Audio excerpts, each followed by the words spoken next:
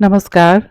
Internet पे मुझे ये आर्टिकल पढ़ने को मिली तो मैं आप सभी के लिए ये वॉइस रिकॉर्ड कर रही हूँ। आर्टिकल ऐसा है। उपनिषद कहते हैं, जिस दिन तुम्हें अपने भीतर की आवाज़ सुनाई देना बंद हो जाए, समझ लो तुम दुनिया के शोर में खो चुके हो। आज इंसान बाहर से जितना कनेक्टेड दिखता है, भीतर से उतना ही डिस्कनेक्टेड होता जा रहा है। पूरा दिन मोबाइल, लोगों की राय, कंपैरिजन, फियर, फ्यूचर, पैसा और इच्छाओं में निकल जाता है। धीरे धीरे ऐसा समय आ जाता है जब इंसान को खुद की आत्मा की आवाज़ सुनाई देना ही बंद हो जाती है।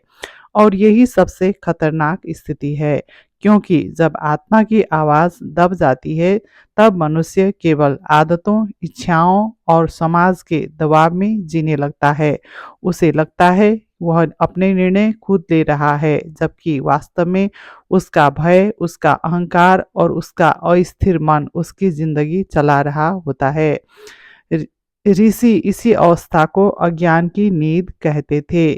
केनोपनिषद में कहा गया है, श्रवणस्य श्रवणम। केनोपनिषद अर्थ जो सुनने की शक्ति के पीछे भी मौजूद है, वही वास्तविक चेतना है। गहराई से समझो। उपनिषद बार बार कहते हैं कि मनुष्य केवल शरीर नहीं है, उसके भीतर एक मौन साक्षी है जो हर समय सब देख रहा है। लेकिन समस्या यह है कि मन का शोर इतना बढ़ चुका है कि वह साक्षी दब गया है। आज का मनुष्य हर समय कुछ न कुछ कंज्यूम कर रहा है। रील्स, नेगेटिविटी, कंपैरिजन, अशांत music, fear based content, endless entertainment. धीरे धीरे उसका मन इतना बिखर जाता है कि साइलेंस उसे अनकंफर्टेबल लगने लगता है। इसलिए अधिकांश लोग अकेले बैठ नहीं पाते। क्यों? क्योंकि जैसे ही शोर हटता है, भीतर का केओस दिखाई देने लगता है और वहीं से वास्तविक अध्यात्म शुरू होता है। ऋषि जंगलों में इसलिए नहीं जाते थे कि उन्हें दुनिया से नफरत थी, वे इसलिए जाते थे ताकि वे अपने मन को साफ देख सकें। क्योंकि जब तक इंसान अपने मन की चाल नहीं समझता, तब तक वह स्वयं को नहीं जान सकता। उपनिषद कहते हैं, मनुष्य का सबसे बड़ा युद्ध बाहर नहीं, अपने ही मन के साथ है।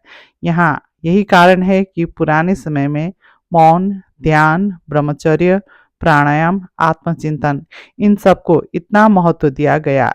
ये धार्मिक नियम नहीं थे, ये चेतना को बचाने की प्रक्रिया थी। गहराई से समझो। जहाँ तुम्हारा ध्यान हर समय जाता है, वहीं तुम्हारी प्राण शक्ति बह रही है। यदि पूरा दिन भय, क्रोध, वासना, कंपैरिजन, इनसिक्योरिटी इनमें जाएगा, तो धीरे धीरे आत्मा की आवाज़ दबने लगेगी। और जब आत्मा की आवाज़ दब जाती है, तब इंसान बाहर से सफल होकर भी भीतर खाली महसूस करता है। यही कारण है कि आज इतने लोग anxiety, loneliness, overthinking, inner emptiness से गुजर रहे हैं, क्योंकि उन्होंने दुनिया की आवाज़ सुनना सीख लिया है, लेकिन अपने भीतर की आवाज़ सुनना भूल गए। यही आधुनिक मनुष्य की सबसे बड़ी ट्रेजेडी है। एक छोटा अभ्यास करो। आज रात 15 मिनट पूर्ण साइलेंस में बैठो। कोई मोबाइल नहीं, कोई म्यूजिक नहीं, कोई डिस्ट्रैक्शन नहीं। फिर सिर्फ ऑब्जर्व करो, तुम्हारा मन सबसे ज़्यादा कहाँ भाग रहा है। तुम किस चीज़ से सबसे ज़्यादा डरते हो, और क्या तुम्हारे भीतर अभी भी कोई शांत आवाज़ मौजूद है।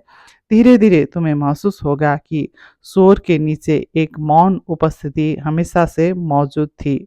उपनिषद उसी को आत्मा कहते हैं, और जिस दिन इंसान उस मौन को सुनना शुरू कर देता है, उसी दिन उसका वास्तविक जागरण शुरू हो जाता है।